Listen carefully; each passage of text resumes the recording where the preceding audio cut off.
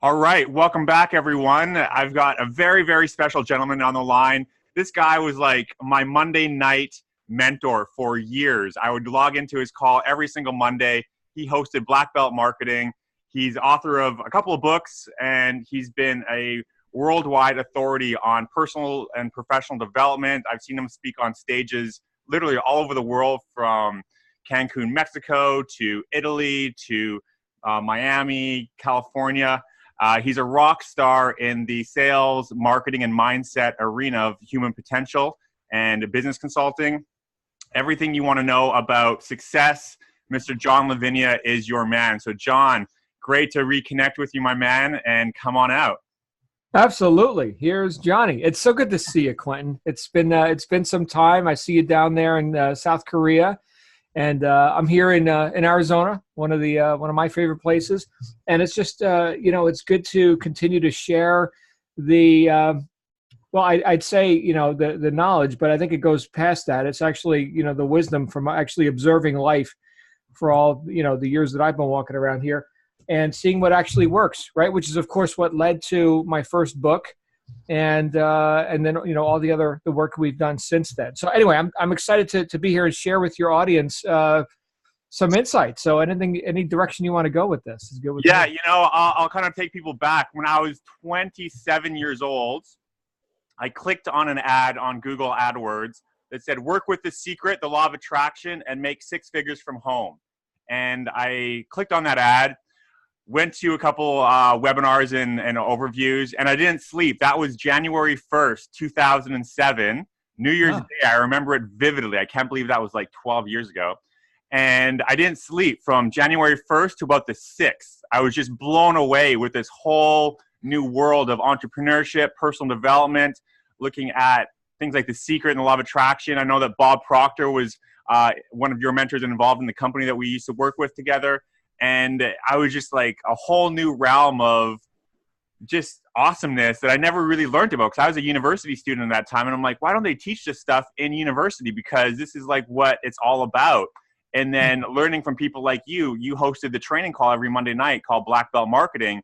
And John, I listened to that call like it was my religion. Like I would literally dial in and I would just be so excited taking notes and listening to all your guests. And that was kind of like the first kind of podcast I was exposed to, and I just remember how instrumental you really were in my development as not only as a marketer and entrepreneur, but as a man. Like you really taught growth and development on how to become the best version of yourself, and that's why it's just an honor to have you on the call here today, because you had a huge impact on my life, man. Wow. Well, thank you for the acknowledgement. Sometimes I wonder if I'm having an effect, right? I mean, did anybody get anything out of this? And certainly thousands of people would show up for that live broadcast. Of course, this is before there was such a thing as podcasting. Or social media. Social media wasn't even a thing back then either. Right. Yeah. So I started hosting that live teleconference forum back in early 2003. I know YouTube started in 2005. Right. Wow. Yeah. So, and we ran that forum for years, like for 7 years. I ran that, and even after, like you mentioned, we had done some work together in a company which no longer exists, which unfortunately is not uncommon, right? I mean, you see a lot of things rise and fall. Yeah. I actually continued that some form of that call for years after that, because people still wanted that. Right. And now, of course, we have podcasting and YouTube channels and everything else. And we can get our messages out in a variety of different ways. But the premise of that, and for people, for the benefit of people who may be listening or watching this right now and wondering what are we even talking about, the premise of that was I was on a mission. I had finally found, for the first time in my life, something where I could replace and exceed the money that I was making at a job, working 70 to 80 hours a week, actually killing myself. I was in my early 30s. I was ending up in the hospital with stress-induced conditions. I just wanted to make $20,000 a month. And I know we've got international, viewers and listeners here. So US, we're talking US dollars. So I was killing myself to make like half of that at a job, which some people might look at, Quinton, and say, well, oh, you're making a 6-figure income. You're making about $100,000 a year. Yeah. Well, I've never lacked motivation, right? I mean, there's always, a higher, I can reach higher above mediocrity than just, oh, wow, you're doing better than the average, person who's, what is the average person? Broke, right? So no, I wanted to double my income. And in my case, every time I got too close to it, like in the corporate environment, they would cut my pay. Interestingly, this is just anecdotal, but I got 3 promotions in a year. Each one came with a pay cut. Wow. That was the last year I ever worked a job, right? But a lot of people are sort of in that, definitely in that sort of corporate agenda right now. Like they're reliant on some outside authority or entity to dictate to them what they're worth, which I think is tragic. And here's the thing, if people are willing to reach above, that agenda which was assigned to them, or that they opted into, right? Nobody held a gun to their head. But if people are willing to reach above that and could see in themselves the potential to reach above that, then they don't have to be stuck in that. And once I finally found people who were walking the walk, not just talking the talk, like you mentioned, law of attraction and The Secret and all this. And I know that's gotten mixed reviews because there are plenty of people who talk the talk with that. I mean, you can go on any bestseller list, walk into the local bookstore or whatever, and here's, the majority of the stuff that's on the, the self-help section. Yeah. The majority of it is regurgitation of the same drivel where's the substance? There's 1 or 2 ideas in the book and we got to fill up 250 pages with something, right? So I kind of rejected a lot of that. I wanted to see what was actually workable in life, like for real in business. And that's the other thing, Quinton. I never wanted to be like a part-timer with all this, like all this personal development stuff. You mentioned Bob Proctor. He's one of the guys that really lit my fire when it came to understanding how to actually apply some of the classic teachings from James Allen, Napoleon Hill, Wallace Wattles, a lot of these guys from 1800s, Johann Goethe, right? Amazing stuff. How do you actually use that in your life right now? And when I found people that helped me, put that into use, like for real on the street, I grabbed on, I never let go. And then I found, because now I was on fire, all these other people wanted to, catch fire too. It's like, man, this guy's going somewhere. And right there, for any of our listeners who are into entrepreneurship and perhaps building an online business or a home-based business, they're being a solopreneur, right? They don't have employees, but they're looking to get something off the ground. Here's what I discovered. People don't follow you because of where you've been. They follow you because of where you're going, right? And because of that vision that I had, that fire that was burning in me, people were like, this guy's going somewhere. I want to get on board with that. Yeah. And so more and more people, like just in my team that I was working with, a bunch of people in a sales organization, people wanted to hear more about my interpretation of these principles and how I'm using it to make, finally that 20,000 a month, 50,000 a month, got up to 100,000 a month. How are we doing that? And then people started sneaking other people onto the call. Yeah. And next thing you know, it was like 1,000 people. And I think we're maxing out conference lines. My one regret from all that is that I didn't record it all. Oh man, that would have been a incredible series like that. Yeah. Those conversations and the quality of people that you had on there, and just like the depths, and just like that back then, there was nowhere else to really get access to things like that. Like right. You said, that was before YouTube, that was before social media. So like that was really like, coveted content. That was coveted content that wasn't really mainstream at all yet. And being a pioneer in that, I just remember listening to those calls, man. And I was just like, this is stuff that I knew that this is going to be the future of content and education, because it's not what you hear at school. It's not what you hear on TV or anywhere else. Maybe, like you said, the few books, but in the everyday society of people having conversations, that's just was in a whole different realm of content. And that's too bad you didn't have those recorded, because I would go back and listen to all those again, man. Those are so good. Well, I didn't think anything of it. I was just having a conversation with a few guys. We're talking about doing marketing and making money. Yeah. And it was kind of a goof when I named it Black Belt Marketing, because I was just thinking, you know what, we're unreasonable. We're going for it. No whining, no complaining, right? Yeah. And so this is like the black belt level stuff here. And Right. so the name just kind of caught, you know, and the next thing you know, it became legendary in that space. But then after that, so we went on with that for years, and then and made millions. We helped a lot of people make a lot of money, and people started asking me for my secrets, because here's the thing: a lot of times people in a position to actually execute their plan to get to that next level, that next plateau of production and self-expression in their life, there's this chronic state of what sometimes is called shiny object syndrome. Right. Like I'm one secret away from actually turning onto the boulevard of success. Okay. And so that kept coming up despite the fact that we had a lot of people succeeding and making money and you know, improving their lifestyle and all this. I still get a lot of people asking me for my secrets. And I said, hold on a second here. So you're putting me on some sort of a pedestal, like I'm special or something. We all got the same data. I think we all got the same data, right? We all read the same books, or at least we were told to. Mm-hmm. I read them. We all went to the same seminars. And by the way, some of the seminars that we went to were tens of thousands of dollars to attend, right? Yeah. So I think we all got the same data. What is special about me? I just had a little bit of integrity. I actually applied the stuff, right? It's the data is for use, right? That's what training is for. And so I don't know if that makes me special. So I went ahead and I wrote this book. So there it is. Yeah, that's classic. I've got one on my bookshelf back in Vancouver. Okay. Yeah. In fact, I wrote this when I still had long hair. You could see I was doing the long hair thing back then.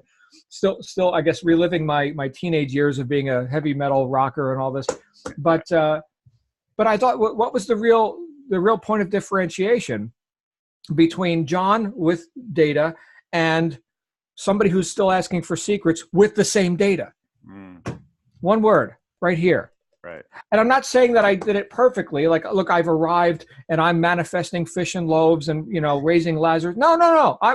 I'm just another bozo on the bus. I just had this much integrity to principle, integrity really to my own vision of where I wanted to go. And so like I talked about before, the only reason, well, let me say this, the only reason that any sane person would follow me or you or anyone into business, into a venture, into whatever, is because you're going somewhere. I mean, think about that. People follow you because you're going somewhere. That we can boil down this whole idea of leadership, not only being self-determined in your own life, but being able to induce decision in others, right? People who want improvement, people who want benefits, and to go somewhere in life. The way that we can induce that in people is by being people of vision ourselves, by having a self-determined destination. And this may sound too basic, but think of it like this. Let's say you've got a bunch of people standing around and they're thinking, oh, where should we go to eat dinner tonight? And one person says, well, I don't know, maybe there's a taco stand down there. Or maybe, I don't know, you guys eat in South Korea, sushi or something. Maybe we go get sushi. And I don't know, what do you think? I don't know, what do you think? All right, so it's a bunch of indecision. Yeah. Okay. But as soon as somebody says, let's say that same scenario, and somebody says, you know what? I know the best sushi place on the entire beach, man. We got to go there. You got to try, you know, Mama Chang sushi or whatever it's called. Guess what? Decision. Oh yeah, let's go there. Yeah. What just happened? What just happened was someone made a self-determined decision and induced decision in others. Yeah. And a lot of times I think people, and I'm onto an entrepreneurial talk here now because I've been, it's like 10:15 at night here while we're having this conversation in my local time. And I just got done with a webinar and helping people, you know, make a sales and all this. And I'm thinking, what does it really take to succeed in like sales and marketing, which is the core of entrepreneurship? Sure, there's accounting and legal and all the other stuff that goes into running a business. But without somebody selling something, you've got no business. Maybe you've got an idea, a hobby, whatever, that's nice. To induce decision in others for their own benefit, okay, is something that I don't believe you can be hesitant in. And I may be going kind of far afield of where you want to go with this. This is just where my brain is. No, this is great. Like I said, we have a wide open platform here, and we can go wherever the bus driver John takes us. So okay, keep on driving, my man. Keep on driving. All right, well, I'm just another bozo on the bus, man. So here's the idea, right? Is that if people want to grow, themselves and their influence in the marketplace, which I think, I mean, right now people are on social media or podcast or YouTube or wherever they're seeing this. Certainly there's a use for that stuff. That these various platforms that we have democratized our ability to publish our message out into the world. Okay. But only if we actually use them, right? The stuff is for use. So here's where I'm going with this. If you want to succeed at inducing growth in your own business, in your enterprise and whatever, then you've got to get okay with the idea of inducing decisions in others. Yeah. Because indecision is the chronic state for most people. Indecision. And Napoleon Hill talked about this in Think and Grow Rich. Anyone who's ever read Think and Grow Rich, you know that he talks about there's a secret in this book, and if you're ready for success, you'll find the secret and you'll never submit to failure again, right? This is a good thing. Yeah. By the way, that's good copywriting. That's a good way to sell books, is to say you've got a secret, right? So that's fine. Well, I found a few things that could be considered a secret in that book. And one of them is throughout the book, okay, where he refers to this concept of decision. And in the last chapter, the epilogue, the 6 ghosts of fear, right, where he talks about the fear of poverty, the fear of ill health, the fear of death, and all this. He commingles this idea of decision making. He's got a whole chapter on decision in that book, but he compares it to procrastination. He said procrastination is an enemy that virtually every person must conquer, because it's this procrastination that causes people to doubt themselves, which crystallizes into fear. And of course, no intelligent action comes from a fearful mind. Yeah. So he said, procrastination, the opposite of decision, is an enemy that virtually every person must conquer. So right there, what's the secret? Indecision and procrastination are one and the same. By that logic, indecision and procrastination are one and the same. And isn't it true that, well, I could tell you in my own life, if I know what to do, I can get it done, right? So it's like, usually, objectively, it's very easy to understand what to do. So like, take out the garbage. Okay. So there's nothing subjective about that. I don't have to think about it. I don't have to deliberate. I've already made the decision. The garbage needs to go out. Take the garbage and put it out. That's a done. That's a done. By the way, that's my favorite 4-letter word, Quinton, is done. Done. Yeah. Done. I have other 4-letter words I like too, but done is my favorite. Okay. Now, what if I'm sitting there, and again, this may sound silly, but what if I'm sitting there wondering, well, should I take out the garbage? I don't know. I mean, what could it go wrong? Maybe I'll fail to take out the garbage. Maybe I won't do it right? All this introverting now. So that's called indecision. And what am I not doing? I'm not taking out the garbage. Yeah. Right. So that we could call procrastination, right? I'll put it off till later once I've decided, once I've gotten comfortable with the idea. Well, guess what? You're never going to be comfortable with changing your life, with reaching to that next plateau. You see, I had to be willing to abandon this plateau, this level of personal expression or productivity or whatever, to reach the next one. It's like the trapeze artist. You can't hold on to both. You got to fly through the friggin' air, man, and grab the next bar, right? So that's what I had to be willing to do. I couldn't do that without that definiteness of decision, that definiteness of purpose, like Napoleon Hill and many others have talked about. Right. So I know I'm not letting you getting a word in here edgewise, but that's why I've got you on, man. That's why I've got you on. I miss these long form, John's subconscious or conscious going on in the great ways that it did on all those calls. I'm just like having flashbacks of just sitting here like taking notes like I used to, like a decade ago. So right. No, I'm loving this. And I think that what you're saying is so important, like if you look at the state of the world today, like you look at people's health and fitness or, finances, everyone is just like not where they really want to be for the most part. But, looking back at your journey, when you used to be that kind of heavy metal rock star that you used to talk about, what shifted in your mind? We talked about, and you used to talk a lot about your subconscious and conscious mind. What changed to take you from that, I guess, employee that was kind of depressed and sick and just not really happy where you were at, to just becoming like a switch turned on? Like, what was it specifically that really got things moving for you? Like, was it being introduced to personal development? Was it maybe meeting your wife, Shannon? I know that both of you have been like really transformed your lives from where you were to where you are now. So what was kind of like the trigger or turning point that kind of made all this like really, really jumpstart for you? Great question. In fact, I wrote about it in the book, which is available right now on Amazon. We'll have a link for that below. There'll be a link for John's book below. It's awesome. Yeah. Thank you. In fact, I'm reissuing the audiobook version of that. When I originally issued the audiobook, it was on CDs, compact discs. Anybody know what those are? What are those? Yeah. Right.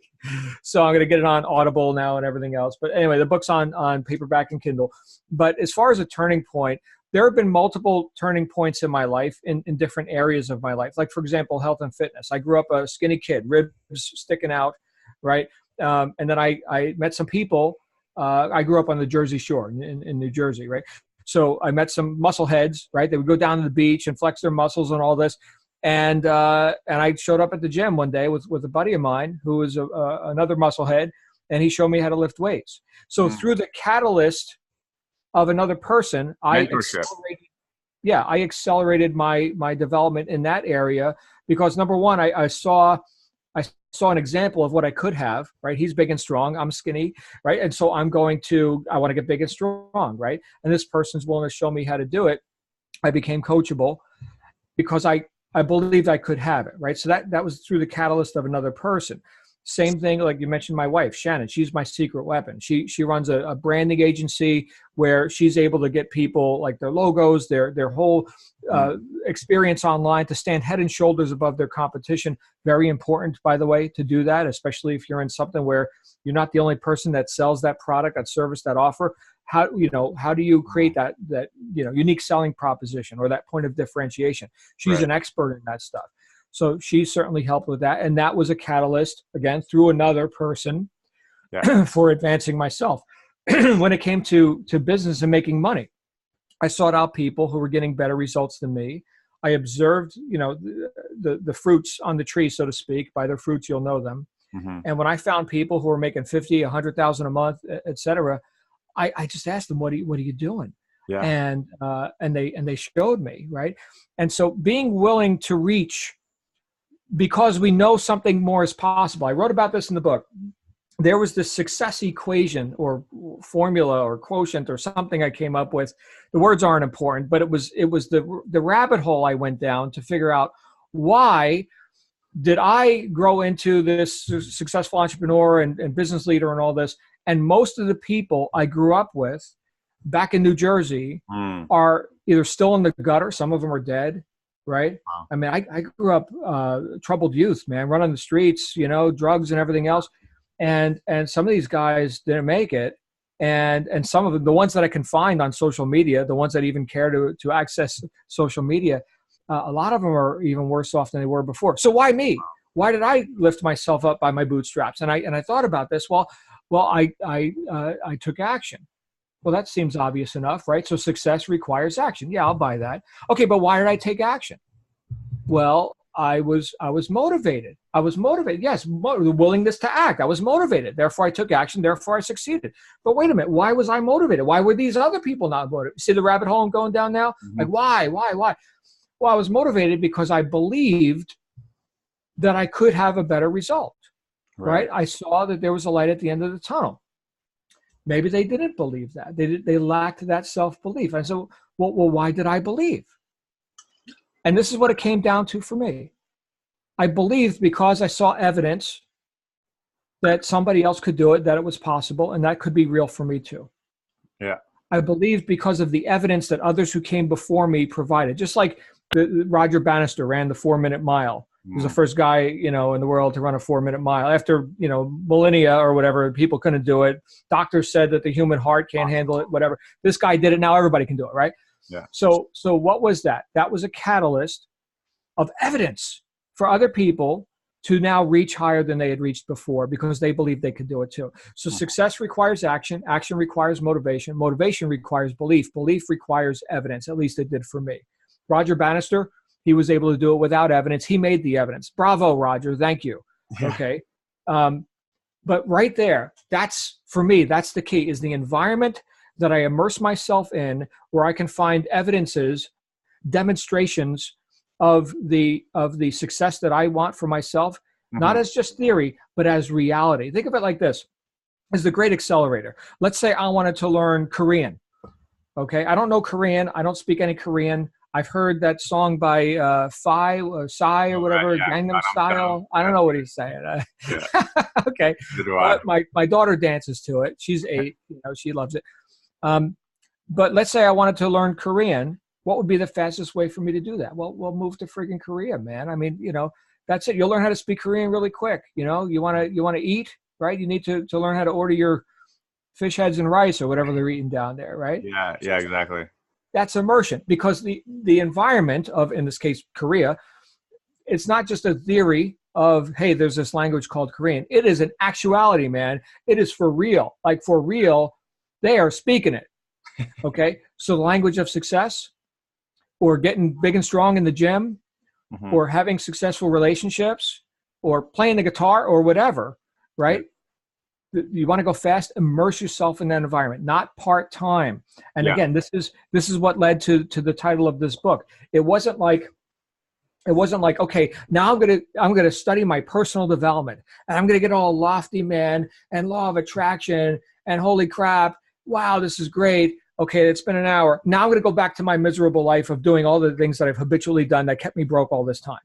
Okay, so over here is, the ideal, I guess, possibility, whatever, fleeting thought, daydream, and then over here is my reality. No. As within, so without. One of the definitions of integrity is the state of being whole, undivided, and undiminished. As within, so without. Or we could say in biblical terms, right?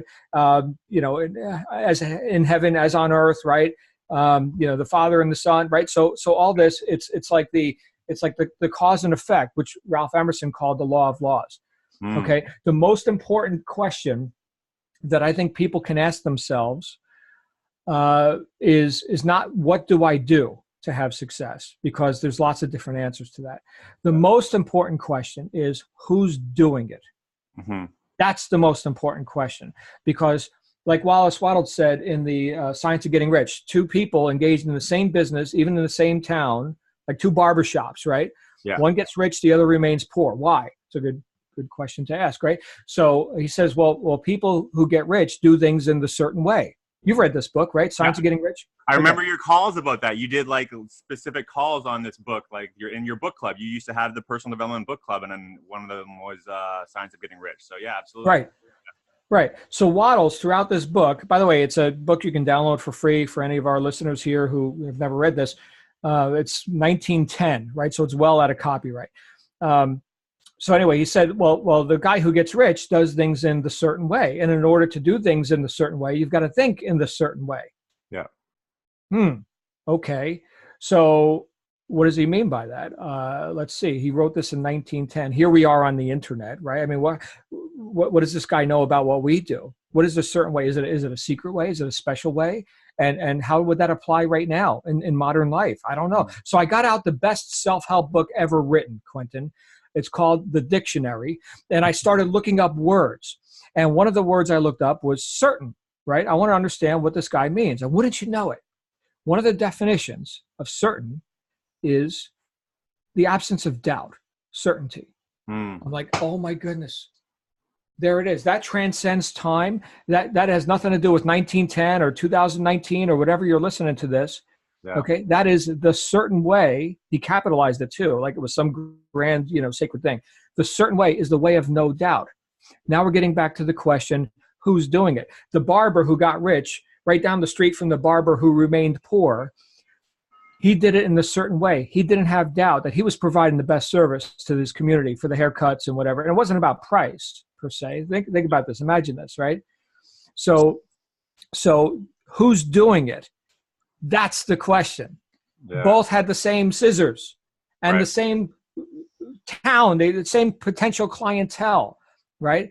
Yeah. The way of no doubt. Dorothea Brand wrote about this in her classic book, Wake Up and Live, right?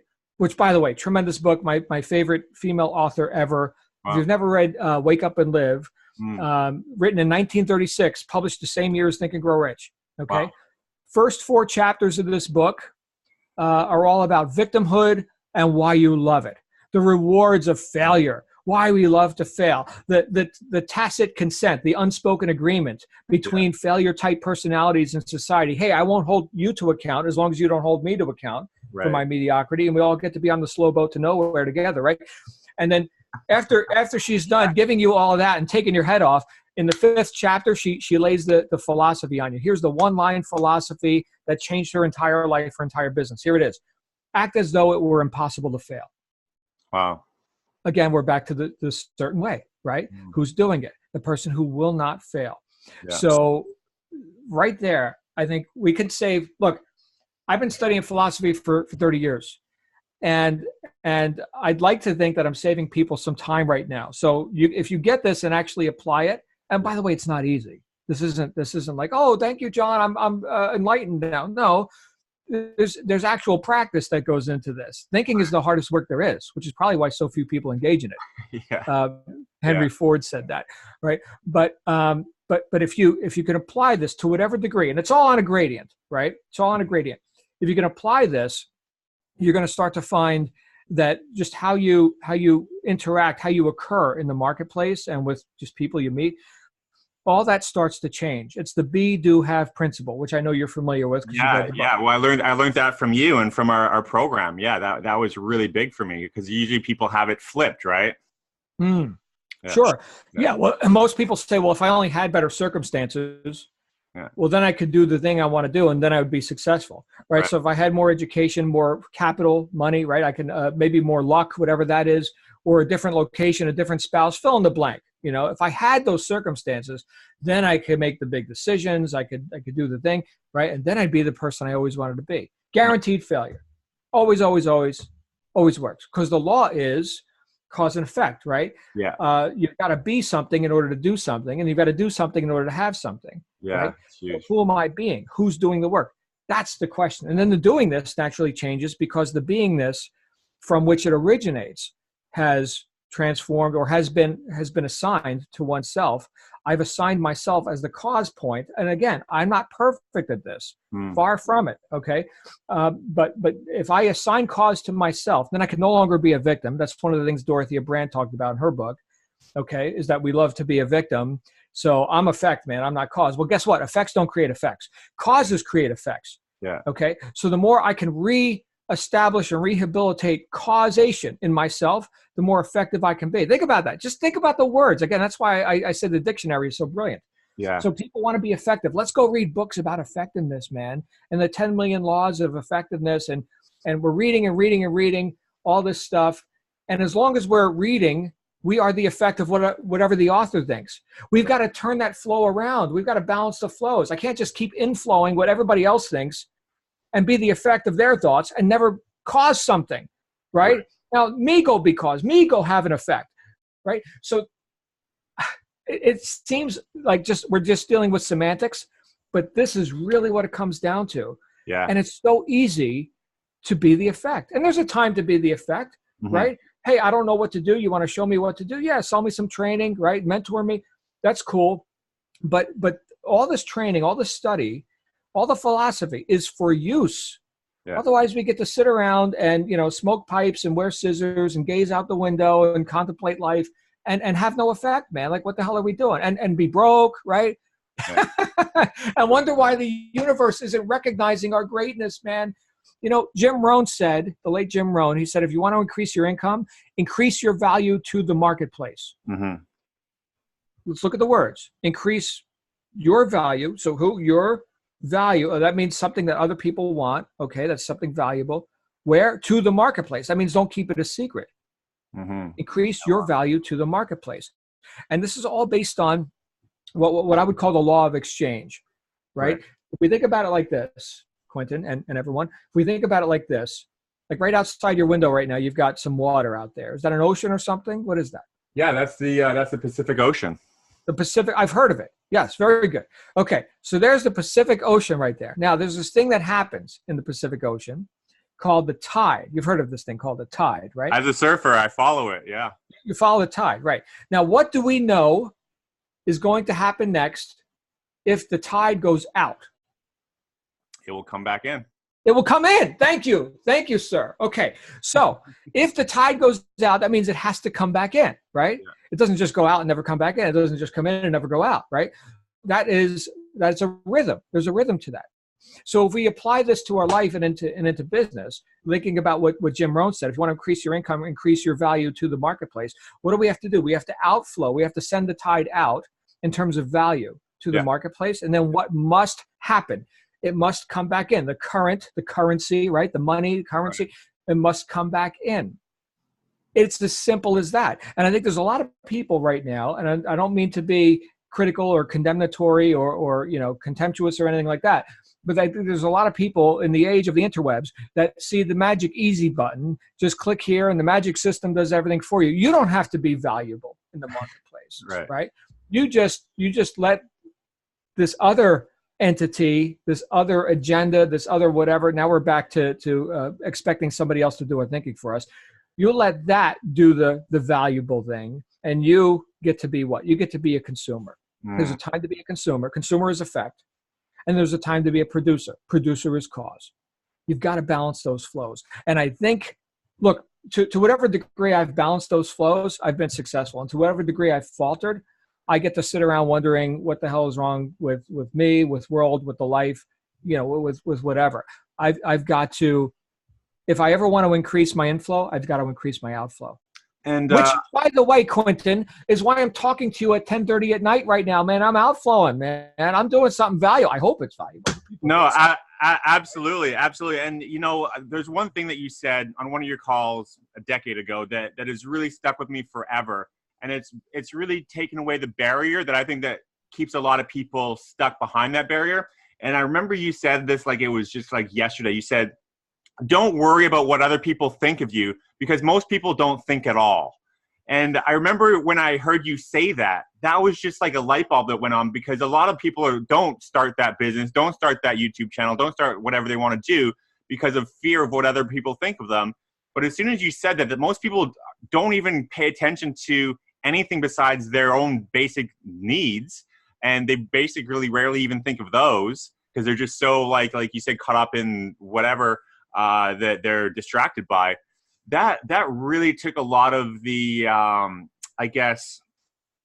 monkey chatter that would normally be in the back of my mind just out. Like it was just gone. After I heard you say that, I was just like, that makes so much sense, because if I think about myself, do I really think about what other people are currently doing? Not really, unless I see it and then it'll be there for a couple minutes and then it'll be gone. So who cares what other people think anyway? So the only person that's going to be affected is you by not doing it and not really being able to get that result that you wanted, because you think that other people are going to judge or condemn or whatever. But in reality, they're probably not even going to be paying attention to what you're doing in the first place. And I think that one thing really stuck with me. And like you said, it's about being at cause and not being the effect. So I just wanted to share that cause that's been with me for a long time that you affected. So I appreciate that. Oh, well, glad. And it sounds like you put it into use. I mean, you're doing the whole travel in the world thing, and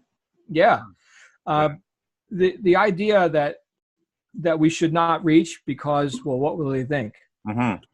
That's the mantra of the tribe or the herd, if you will. The purpose of the herd is to keep you in the herd.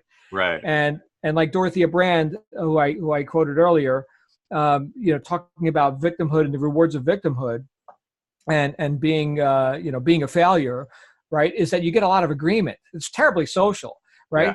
Yeah. You can listen to people like in a restaurant sometimes. You can eavesdrop a little bit and hear, people agreeing with each other about how hard life is and complaining about this circumstance and that, and everything's a problem and there's limits to everything. And they're very much in accord with those ideas. And one of the things that we notice as people who have chosen to leave the herd, right, is that this old story of the cows and rhinos, right? Oh, I love this story. I remember this. Go ahead. Yeah.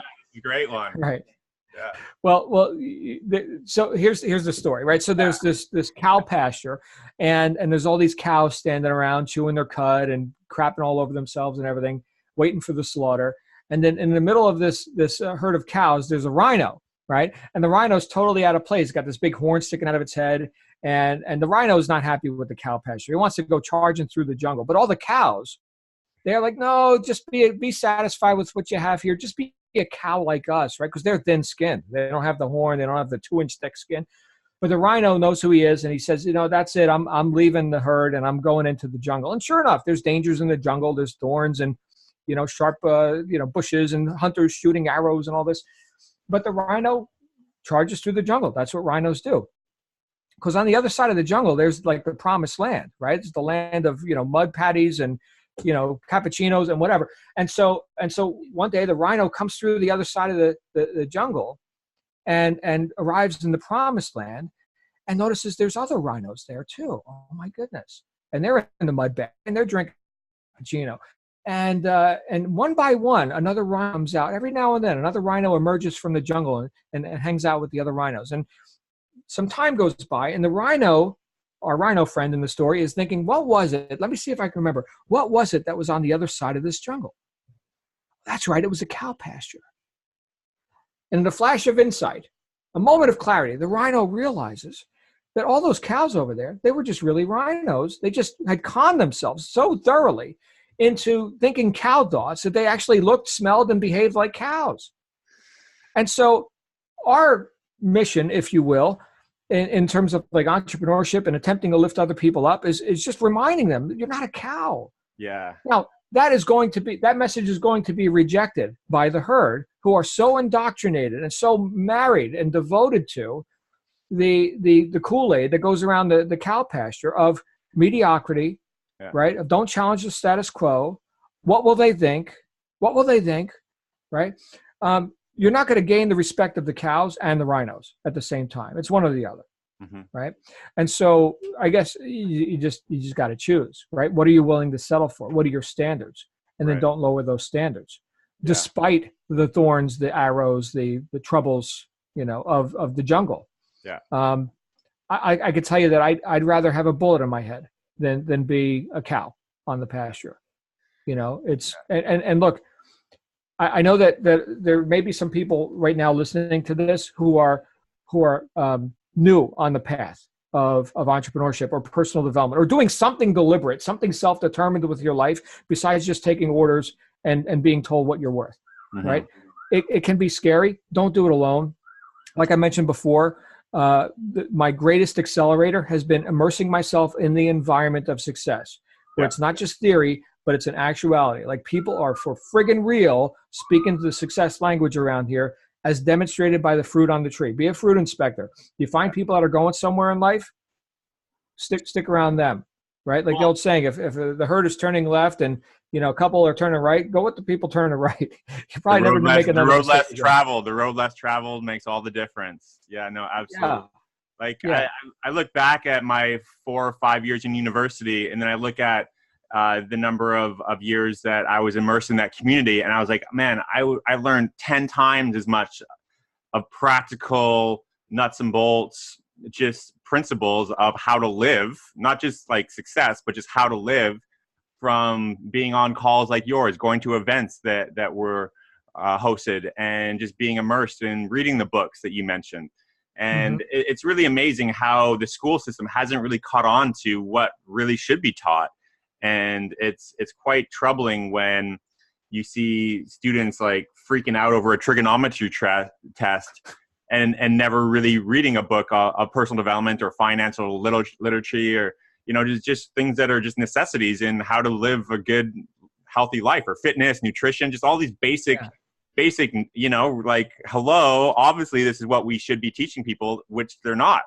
And I think that the system is really designed that way to keep people, as you said, in the herd and keep them housed. Like it's designed that way for a reason. Yeah, it certainly is. And we may sound like conspiracy theorists or something, but I think we're just observing the obvious. Yeah. Right. If it was about the result, everybody would be fired, and it would be a completely different system. Right. So the purpose of the herd is to keep you in the herd. I mean, we need a working class of conformists to do what they're told, give them just enough freedom, just enough credit card debt, right? Here's your iPhone, right? Here's your trip to Starbucks or whatever you guys drink down there, right? And so just enough freedom to not revolt, be good tax cattle, right? I mean, this is no joke. This is how most people live, and they don't even know they're on the farm, Right. So Yeah, and here's the other thing too. I could start to start thinking activist thoughts and go off onto some tear about the government and this and that. Steve Covey talked about this in the 7 Habits of Highly Effective People. Tremendous book. Yeah. He talked about working within your circle of influence Mm. rather than being diluted into your circle of concern. I got a lot of concerns. Okay, Yeah. as an American, as a human on planet Earth, right? I got a lot of concerns. Where can I have an effect? Well, I can have an effect within my circle of influence. And the more effective I am there, the more that expands out into my circle of concern where I can tackle other things, fund causes, things like that. Yeah. And so I think where some people may erroneously dilute themselves is they go right into all these things that they're concerned with, and they don't focus on their circle of influence where they can actually have an effect. Right.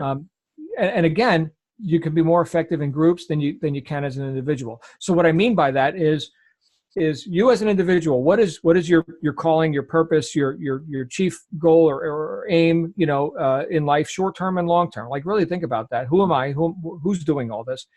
And then based on that purpose, who can you align with sympathetic purposes to augment, symbiotically and synergistically to reach out into greater fields of influence. So hopefully what I just said made sense, but this is something that, before you were asking me about turning points, and I mentioned the catalyst of other people. Because a lot of times while I celebrate, the power and the importance of the individual, because you can't have a powerful group without powerful individuals. So the individual is definitely number one. And yet no man's an island, right? So I'm looking for the balance in that. My wife, right? She has been a catalyst for me in terms of, I was thinking about this, Quinton. What is she my role model in? I have different role models in different areas of my life. She is the most gracious person I've ever known. Gracious meaning, understanding and patient with the foibles of others, right? Whereas I may not be as gracious. I might be impatient and like, what the hell's wrong with you? Stuff like that. Judgmental. I used to be very serious and very judgmental.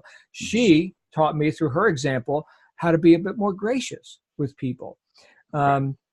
Ben Franklin had that attribute, right? He would kind of give people a pass, and he would understand their foibles, so to speak, but wouldn't make that big of a deal out of it. So I look at role models like that, and I think about who can I use to model and accelerate my own growth. Who can I use as a catalyst, whether they knew it or not? Ben Franklin doesn't know that he's one of my mentors. The guy's been dead for a little while. Okay, would have loved to meet him. But who can I model after to then be more effective in what I want to do and be more of an asset to whatever groups I align with? Yeah. That whole idea of immersion can come in many different ways. And again, Napoleon Hill talked about the power of the mastermind, which I think we're doing to a degree right now. Right. Absolutely. So, yeah. By the way, I'm curious because I'm to your broadcast. Do you have a lot of entrepreneurs or mostly American audience, or like who's listening to us right now? Mostly American. Yeah. I looked at my stats and it's mostly American. Most Canadian American, and then just whoever is on social media, which is like all over the world. So it's cool to be able to have something like this to really just kind of I just made a post about this earlier. I just made a deal to go to Hong Kong next month, and it was just someone that was listening to my podcast, and I had no idea that they were listening, but she works in Hong Kong, and we met briefly a year or two ago here in Korea when she was on a business trip, and she's just kind of following along social media. And then she messaged me. She says, I've been following your podcast and really enjoy it. She said, did you do any retreats or workshops? And I said, well, I'd love to. I'm like, what are you thinking? She's like, well, my clients would really love to have this kind of content for training for their employees. And I said, okay, cool. Like, who are your clients? Facebook of Hong Kong, Uber of Hong Kong, and Nestea. And I was like, what? Really? And she's like, yeah. And I'm like, that's like amazing. And I'm like, well, what would they want? And she's like, well, they want to have like an ongoing kind of curriculum to go and do these personal development and professional development workshops for their staff. And I was like, yeah, I would totally love to do that. So she just sent me a plane ticket last week, and I'm going in about 4 weeks, middle of May. So you never really know who's listening. And And it's Mhm. all about the quality of people listening more than sometimes the quantity, you know, like it just takes that one person to open the right door for you. And, you know, you've said many times on our trainings that you're just looking for those aces, you know, you're just looking to work with people who are really above and beyond and ready to take action. And, you know, there's probably a lot of people that will listen to this and not really do anything. Then there's some people that will listen to this and be like, man, I want to follow John and get plugged into what he's doing. And I can tell that, you know, you're a motivational guy, and you never know what the ripple effect will be from Right. when you put Well, out here we content. are talking 10, 15 years after, and you're Yeah. quoting me from Yeah. forums that happened 15 years ago. So Yeah. Looking for aces. I still remember that, you know, like yeah. it's crazy how these things stick and the difference that it really makes. So, yeah. Well, thank you, because I'll take that, you know, any validation I can get, right? Because sometimes I don't know what effect I have. I certainly intend Yeah. the effect of benefit and people, you know, lifting themselves up by their bootstraps and all this. And sometimes it's ostensibly, you know, apparent. It's like, wow, you know, this person just became a millionaire. And if I've been a little, you know, footnote in their, you know, their book of success, that's why I'm here, right? That's what I want to do. I mean, my purpose is to increase prosperity and prosperity consciousness for as many people as I can touch in my time here on the planet. Right. And, you know, as John, I don't know how much time it's going to be, right? It's almost 49 years so far, but I'm just going to continue to be, hopefully, the best demonstration that I can be. And you know what? The other thing is, Quinton, it's not about the personalities; it's about the character. So Yeah. I hope that, you know, people who maybe they don't like this guy John with his New Jersey accent. You know, I grew up in New Jersey. And you could take the boy out of New Jersey. You can't take the Jersey out of the boy. But regardless of whether or not, you know, you resonate with a particular personality, whether it's me or Quinton or the author who wrote the book that you like or whatever, get what you can from all the different sources. See what works in your life. Like see if this rings true for you. Like anything we've talked about here today, see if it bears fruit. Right. Yeah. And if it does, make it yours, just like Quinton has. And if it doesn't, throw it out, man. You're not here to be the effect of what I think. Who gives a damn what I think? Right. What works for you? Yeah. You know, it's interesting because when I was in Bali last month, I spent a lot of time with, you remember the Swans, right? Brian and Rhonda? Sure. Yeah. Yeah. And Brian said something that really stuck with me too. He said, you know, it's not about, like, people are always watching, you know, like you do these Facebook Lives all the time, and I tune in anytime that I see you pop up and get the notification, and I tune in. I won't always comment or say hey or anything because I'm like, you know, doing whatever, laundry or something, but I'll be listening. And that's what Brian said. He's like, you know, people are always watching. You might not know who they are or if they're not commenting, but people are just like, I got a message the other day from someone here in Korea that just said, hey, I've been really following what you're doing. I just want to say I'm really, really loving it, and I'm impressed, you know? And I had no idea that this person even really knew who I was or follows the posts that I make, because they never comment or like or anything. So I think that's kind of a testimonial for any other content creators or people that are very active on social media that might not think that you're getting the engagement. But it's not always about the engagement. It's who's actually watching and listening that are still tuning in, you know? Like, as long as you're getting views, there's somebody there watching. So it's hopefully comforting. Outflow leads to inflow, like we were talking about. You know, if you want to inflow the currency, the currents, right? The audience, the views, the outflow. And by the way, again, I'm not perfect at this, right? I as far as like the technology of social media and stuff, I've practiced avoidance more than anything else, right? I've been busy working on my own stuff and everything. Right. And so I think a lot of times people may get thwarted a little bit by, you know, which platforms or the tech. Understand that the tech is just a via upon which your communication rides, but it's still you originating the communication. Exactly. That's another disconnect in the online marketing space. A lot of times people look at the website and think that's reality. No, that's a communication vehicle. The reality is whoever wrote that, whoever put that video there, that's who you're buying from. Yeah. And so I don't know if I'm going down a different rabbit hole now, but don't get hung up on the tech or so much the how to, but the who, right? And the more you make yourself known in the marketplace, again to quote Jim Rohn, right? Increase your value to the marketplace. It just inflow equals outflow. It has to work. It's the by law. It has to work. Well, two kind of closing things to kind of like touch on. I wanted to kind of go over. What were some of the best personal development conferences or retreats, workshops, books that you've kind of come across and have dived into? You know, like if you think back on the multiple decades of your journey on this, is there anything that kind of stood out being like, wow, that was a really, really powerful breakthrough or course or something that you could share? Oh, there's so many, Quinton. I've invested over $300,000 into my own education after leaving government schools, and you know how to be stupid and everything. It's amazing. Yeah, so I wouldn't single out, you know, this or that. I keep showing up, and even if it's just one nugget, like you mentioned, you know, here's this thing that stuck with you from some lecture I gave, you know, 15 years ago or something. Yeah. How do we know which event, which lecture, which seminar was gonna create that nugget? Because that's very subjective, right? I mean, I may hear the same information for the 15th time from a different source, and because I was ready, right? Yeah. I found a way to apply that in a new way. It was real for me. So again, I would say be a fruit inspector, right? Look at the fruit on the tree, see who's got what you want, so to speak. That's how I got on this whole path in the first place. Like I got my start going to like in personal development and stuff. Yeah. Back in 1986, just going to like 12-step meetings, right? Oh, wow. Like you're familiar with AA and Alcoholics Anonymous, Narcotics Anonymous, right? So I was this troubled youth, and I you know, started to hear like the principles of personal development from guys that were, you know, getting sober and, you know, coming off of alcohol and drugs and stuff. And I was able to take some life skills from that.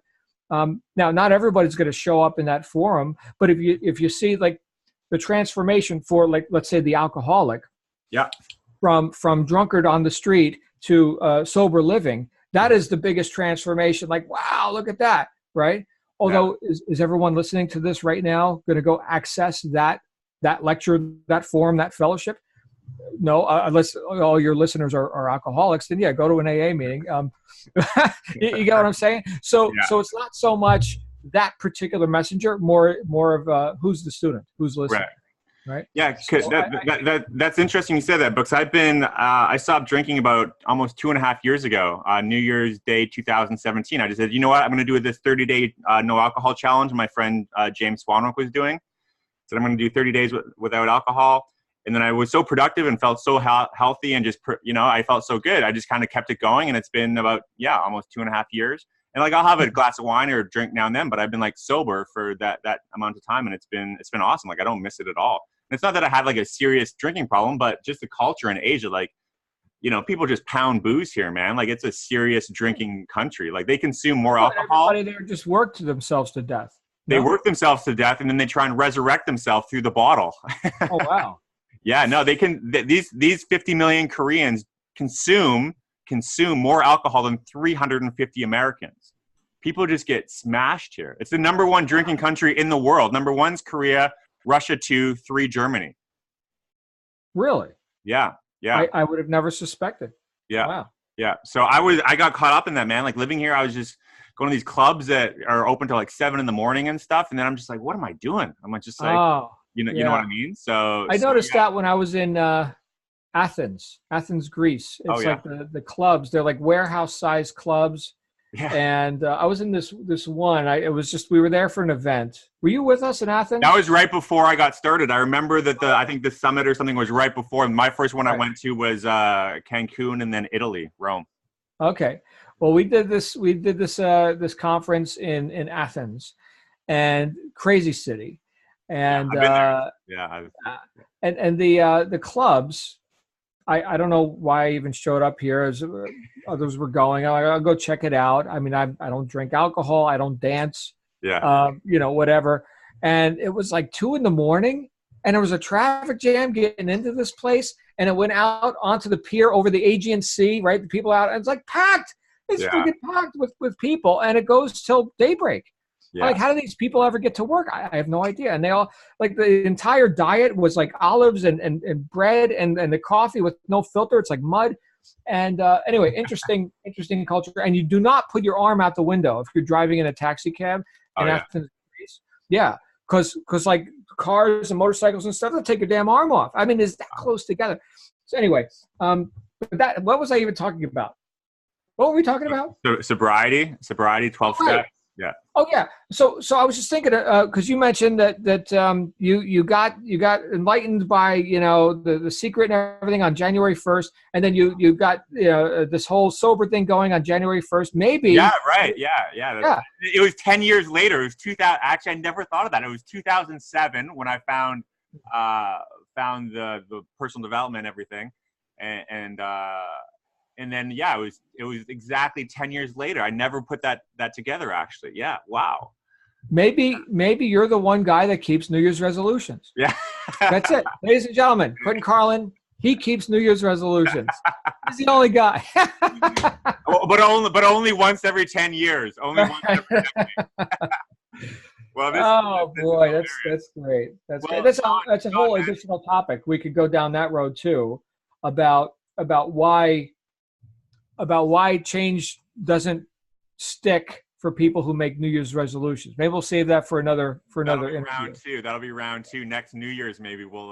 Yeah. Oh, we could do a New Year's special. Yeah, that would be great. Actually, I think that there'd be no better guy to get people inspired for New Year's than you, Mr. John Lavinia. So, well, I won't be drunk. I'll be alert. Me too. So, yeah, me too. Yeah, likewise. So we can ring it in together.